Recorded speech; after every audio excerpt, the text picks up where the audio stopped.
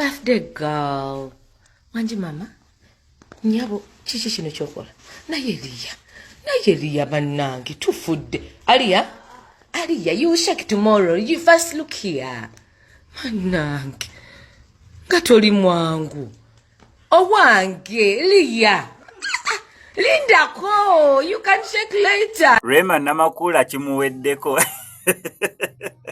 Rema namakula kimuweddeko muwala wa Liya kimuweddeko anti already tuli mu birthday week, tuli mu birthday mood kwegamba olunaku lutuuse olwa birthday ya mwana muwala wa Rema namakula wamu ne Dr. Hamza Sebunya. So sawa yonna walina okozesa MX Media nga mumanyi otera okukikola naddago ya subscribing edda yensonga yaki nkwebaza nti ngeri gye tukikolamu ogimanyi bulungi nnyo gwe atamanyi ngeri gye tukikola subscribing ngane notification bell kubanga details zonna eza birthday ya muwala wa Rema Aliya Sebunya ogenda beera ng'ozifuna wane tutandise na mood tutandise na vibe omwana alaba mami ngaliko stage wakyuse ekyensuti mami wakyuse ekyensuti ko ye owaye n'alaba mikwano gya mami wegikyuse ekyensuti wegikyuse ekyensuti naye n'agamba owaye nanti mami amulabako ne Spice Diana mami amulabako ne Evelyn Namulondo mami amulabako na kwegana abayimbi bonna katate wage mikwano gya mami banyenye ebyensuti mikwano gya mami banyenye ebyensuti ne mami yenyino oluusi amanyenye ekyensuti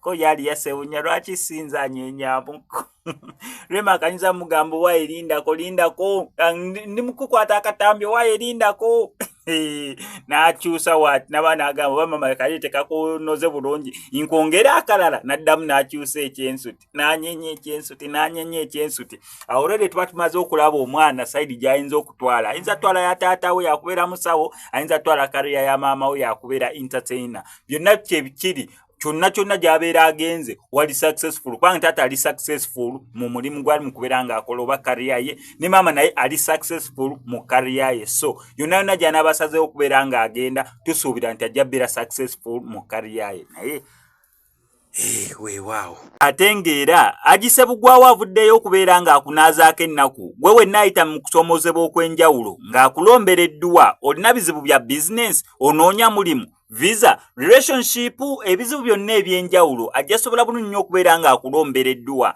ng'omukubirako ku nnamba ye ey'essimu mukwatagane.